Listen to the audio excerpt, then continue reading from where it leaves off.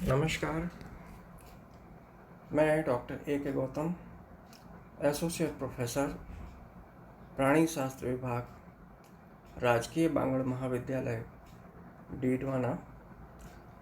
मैं आज MDS university Ajmer के जो बीएससी थर्ड ईयर के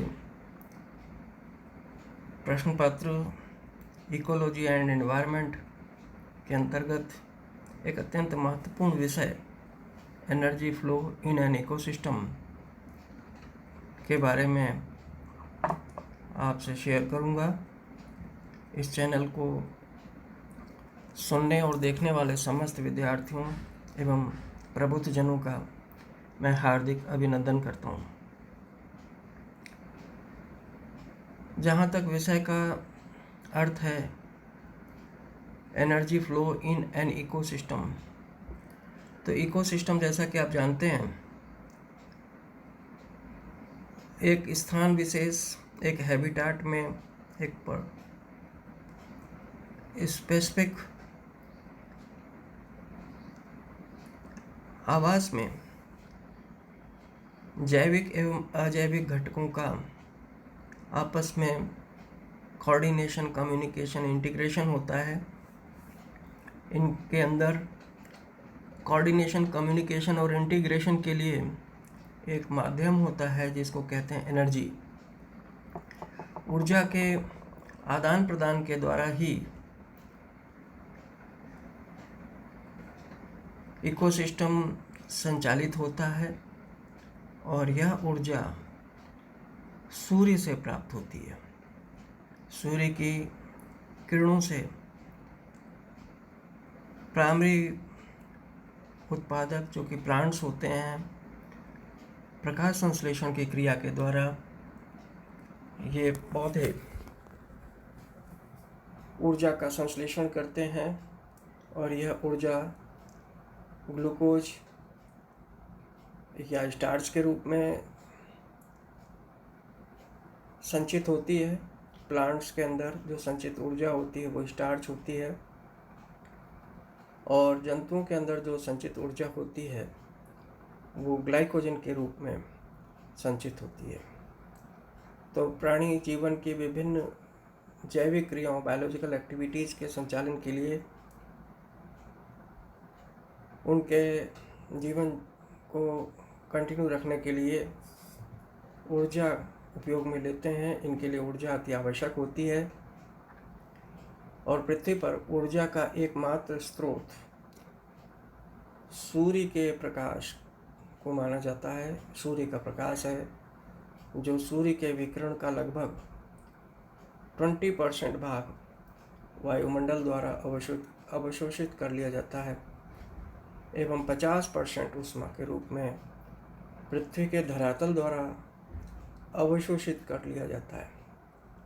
इसी क्रम में शेष 30% प्रकाश को धरती की वायु में उपस्थित धूल के कण एवं आकाश में मौजूद बादल परावर्तित कर देते हैं, रिफ्लेक्ट कर देते हैं वापस से वायुमंडल में। और इकोसिस्टम में ऊर्जा का प्रवेश, स्थानांतरण, रूपांतरण एवं वितरण ऊष्मा गतिकी के सामान्य 2 मूल नियमों के अंतर्गत होता है। आप जैसा कि केमिस्ट्री और फिजिक्स में पढ़ चुके हैं, लॉ ऑफ थर्मोडायनेमिक्स और लॉ ऑफ एंट्रोपी, ऊर्जा के संरक्षण का नियम एवं एंट्रोपी का नियम इसको प्रमुख रूप से गवर्न करते हैं, संचालित करते हैं। और ऊर्जा के संरक्षण का नियम जो है यह ऊष्मागतिकी का प्रथम सिद्धांत है। इस सिद्धांत के अंतर्गत क्या होता है, इस नियम के अनुसार ऊर्जा अद्वितीय एवं अविनाशी है, अर्थात ऊर्जा ट्रांसफॉर्म जरूर हो जाती है एक रूप से दूसरे रूप में और इसका ह्रास नहीं होता है, ऊर्जा का नाश नहीं हो सकता है। ऊर्जा न तो उत्पन्न की जा सकती है और न ही समाप्त की जा सकती है। तो इसका अर्थ ये हुआ कि ऊर्जा का न तो निर्माण किया जा सकता है और न ही इसे नष्ट किया जा सकता है। ऊर्जा का रूपांतरण एक फॉर्म से, एक प्रारूप से दूसरे प्रारूप में किया जा सकता है। इसी क्रम में दूसरा नियम जो है लॉ ऑफ एंट्रोपी या एंट्रोपी का नियम, ऊष्मागतिकी का दूसरा नियम है। इस नियम के अनुसार जब ऊर्जा का रूपांतरण प्रक्रिया के दौरान ऊर्जा का लॉस होता है, ऊर्जा का भाषण होता है, तो यह भाष हुई या यह क्षय हुई ऊर्जा ऊष्मा के रूप में, हीट के रूप में एटमॉस्फेयर में, वायुमंडल में मुक्त कर दी जाती है, वितरित हो जाती है। तो ऊर्जा के प्रवाह के क्या प्रारूप हो सकते हैं, ये समझने का प्रयास करें। मॉडल ऑफ एनर्जी फ्लो, इसको फ्लो पढ़ें। Model of energy flow. Energy flow नलिकाएं या ये एक हाइपोथेटिक डायग्राम है जिसके अंतर्गत नलिकाएं या पाइप्स या पाइल्स जैविक क्रियाओं के मध्य, भीतर तथा बाहर ऊर्जा प्रवाह को निरूपित करती हैं। इसमें उत्पादक पोष स्तर पर उपलब्ध ऊर्जा का केवल 0.001% भाग ही चरम पोष स्तर मतलब हाईएस्ट कंज्यूमर पर उपयोग होता है। इसे ग्रेजिंग चैनल या चारणवाहिका ग्रेजिंग चैनल कहते हैं। इस डायग्राम को थोड़ा स्पष्ट करना चाहूँगा। इस डायग्राम में आप देखिए, ये जो ऑटोट्रॉफ्स लिखा हुआ है, ऑटोट्रॉफ स्वयं पोषी जो पौधे होते हैं वो ऑटोट्रॉफ्स होते हैं, और ये सूर्य की रोशनी को एब्जॉर्ब करते हैं, और इस एब्जॉर्ब करने में कुछ एनर्जी तो हीट के रूप में ट्रांसमिट हो जाती है, और बाकी एनर्जी प्राइमरी कंज्यूमर के द्वारा एब्जॉर्ब होती है, और फिर उसके बाद में सेकेंडरी और टर्शरी इस तरह से पीएन मतलब अनेकों कंज्यूमर्स के द्वारा क्रम से एब्जॉर्ब करती जाती है, और कुछ एनर्जी रेडिएट हो जाती है। आर से रेडिएट दिखाया गया है।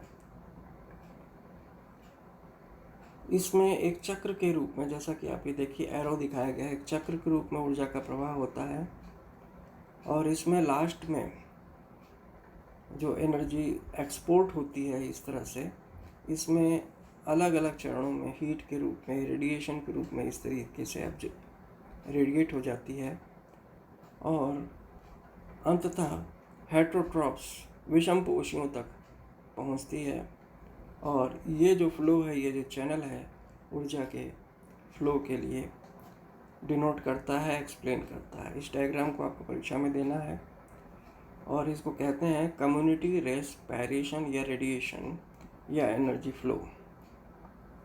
ओडम नाम के वैज्ञानिक जो कि 1968 में इन्होंने ऊर्जा के फ्लो को समझाया था, इकोलॉजी के जनक माने जाते हैं। ओडम 1968 ने एक अन्य मॉडल प्रस्तुत किया जिसे यूनिवर्सल या यूनिवर्स लेमॉक कहा जाता है, जो किसी भी जीवित घटक तथा पादप या प्राणी या समुद्र जीव या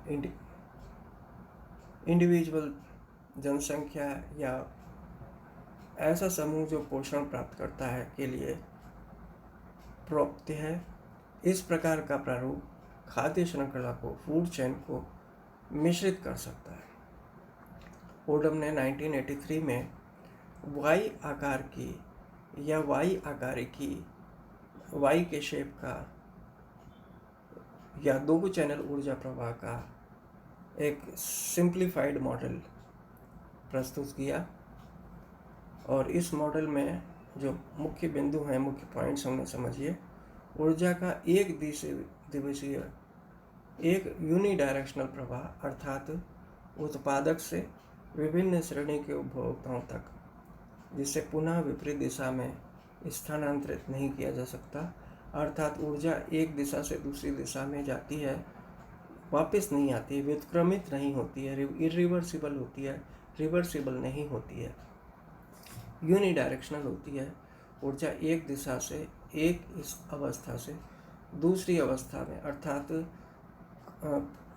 पोषक से कंज्यूमर की तरफ, उपभोक्ता की ओर ही प्रवाहित होती है, उल्टी डायरेक्शन में प्रवाहित नहीं होती है। ये समझाने का प्रयास किया गया है।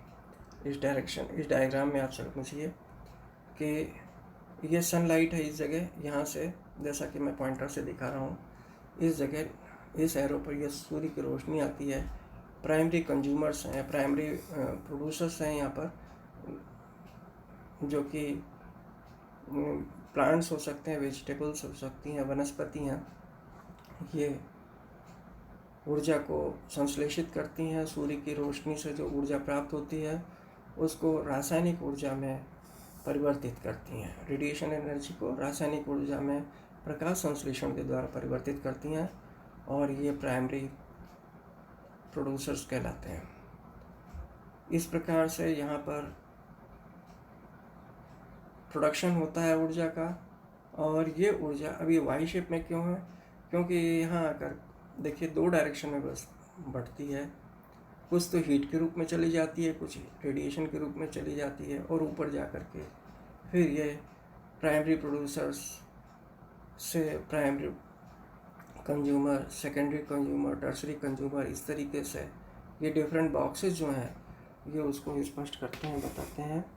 और इस तरीके से कम्युनिटी के अंदर अलग अलग क्षेत्रों में अंततः हाईएस्ट कंज्यूमर जो कि स्तनधारी होते हैं, या शेर होता है, या मनुष्य होता है, वहाँ तक पहुँच जाती है। जैसे कि प्लांट्स के द्वारा क्लोरोफिल की सहायता से कार्बन डाइऑक्साइड से और पानी से ग्लूकोज का संश्लेषण होता है, और यह ग्लूकोज का ग्रहण करने का काम निम्न स्तर पर चूहों के द्वारा या रेबिट के द्वारा, शाकाहारी जंतुओं के द्वारा होता है, और फिर इनको दूसरे जो शिकारी जंतु हैं वो इनका शिकार करते हैं, तो ये ऊर्जा उनके अंदर चली जाती है, और फिर वहाँ से फूड चेन के अंदर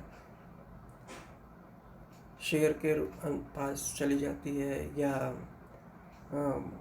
कैट फैमिली या वाइल्ड एनिमल्स जो चौपाए हैं, जो हायर कार्निवोर्स हैं, प्रेडेटर्स, उनके पास जाती है। जैसे बर्ड्स में शिकारी पक्षियों तक जाती है, और उनको अंततः मनुष्य कंज्यूम करता है। तो लास्ट में टॉप लेवल पर मनुष्य आता है फूड चेन में।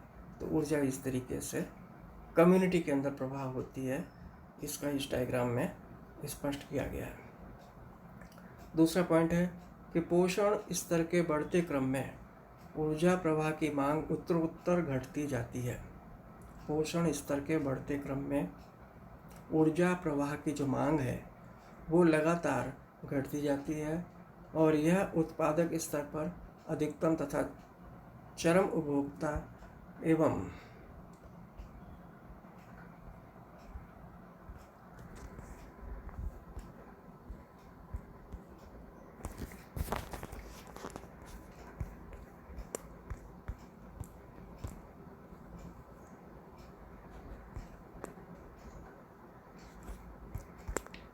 सॉरी ये थोड़ा खुल नहीं रहा है,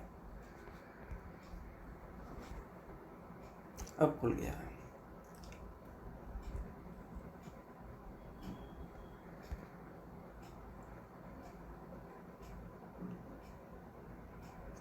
चरम उपभोक्ता एवं अपघटक स्तर पर न्यूनतम होती है। उत्पादक सौर ऊर्जा का आंशिक भाग 1 से लेकर 5 घंटे ही अवशोषित करते हैं, और इकोसिस्टम में ऊर्जा चक्र में भ्रमण नहीं करके केवल प्रवाहित होती है, जिसे ऊर्जा प्रवाह कहते हैं। यह सदैव ही एक दिशी होता है, यूनिडायरेक्शनल होता है, और ओडम ने 1963 में इसे ऊर्जा प्रवाह की एक दिशी प्रारूप की सहायता से स्पष्ट किया। इसे बॉक्स ज्योभार या पोषण स्तर के रूप में समझा जाता है, अब एक बात और आप समझिए कि ऊर्जा का रूपांतरण क्या होता है। भूतल पर पहुंचने वाली सौर ऊर्जा, पृथ्वी की सतह पर पहुंचने वाली सौर ऊर्जा, सौर प्रकाश ऊर्जा की मात्रा पृथ्वी के विभिन्न भाग में एक ही स्थान पर वार्षिक ऋतु परिवर्तन के अनुसार घटती है, बढ़ती रहती है। भूतल पर प्राप्त ऊर्जा का भी 90%, 95% से 99% भाग ही परावर्तन एवं वाष्पन माध्यम से ऊष्मा के रूप में रूपांतरित हो जाता है और इस प्रकार भूतल पर प्राप्त प्रकाश ऊर्जा 1 से 5% भाग ही प्रकाश संश्लेषी स्वयंपोषी पादपों को प्रकाश संश्लेषण हेतु उपलब्ध हो पाती है। इस प्रकार प्रकाश संश्लेषण स्वयंपोषी, जो स्वयं अपना भोजन बनाते हैं, प्लांट्स की रासायनिक क्रिया को संक्षेप में निम्न समीकरण द्वारा समझाया जा सकता है। इस समीकरण में आप देखिए कि यहाँ कार्बन डाइऑक्साइड जो कि वातावरण से प्राप्त होती है,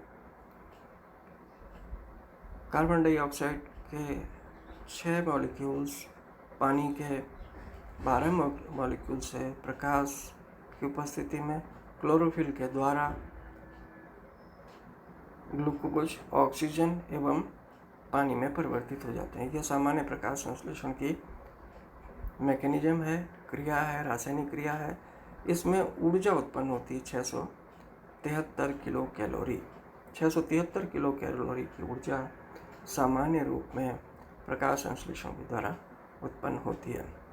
और सरलतम शब्दों में, सिंपल वे में कहा जाए तो प्रकाश संश्लेषण वह जैविक क्रिया है जिसके माध्यम से या जिसके फलस्वरूप सूर्य की विकिरण की ऊर्जा अर्थात प्रकाश ऊर्जा का रूपांतरण रासायनिक ऊर्जा में होता है। इस प्रकार से आपने देखा कि सूर्य प्राइमरी स्रोत है ऊर्जा का, और उस ऊर्जा को इकोसिस्टम में जीवों एवं वनस्पतियों द्वारा उपयोग के लिए उस ऊर्जा को रासायनिक ऊर्जा में सर्वप्रथम स्वयं प्रथम पोषी जो होते हैं, प्लांट्स हैं, वो ग्लूकोज में परिवर्तित करते हैं और यह क्रिया प्रकाश संश्लेषण की क्रिया के द्वारा संपन्न होती है। तो मेरे ख्याल से ये बातें आपको अच्छे से समझ में आ गई होंगी। फिर भी कुछ भी ना समझ में आए तो इकोलॉजी की ओडम के द्वारा रचित जो पुस्तक है उसमें ये बहुत अच्छे से समझाया हुआ है। इसको आप पढ़िएगा, देखिएगा। Thank you very much.